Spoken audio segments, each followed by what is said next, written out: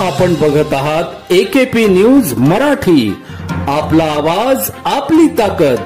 Subscribe करा, share करा, like करा। AKP news Marathi.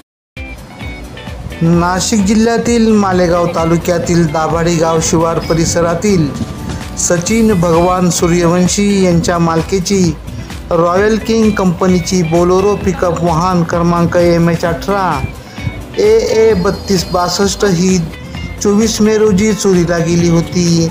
याबाबत मालेगाव छावणी पोलीस ठाण्यात गुन्हा दाखल होता।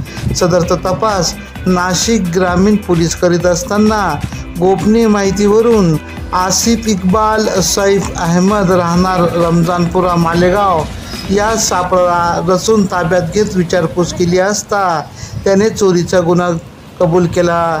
त्याच्याकडून 1,35,000 रुपये किमतीचे वाहन हस्तगत करण्यात आले असून पुढील तपास पोलीस करीत आहेत। AKP न्यूजसाठी क्राईम रिपोर्टर फिरोज पठाण, नाशिक।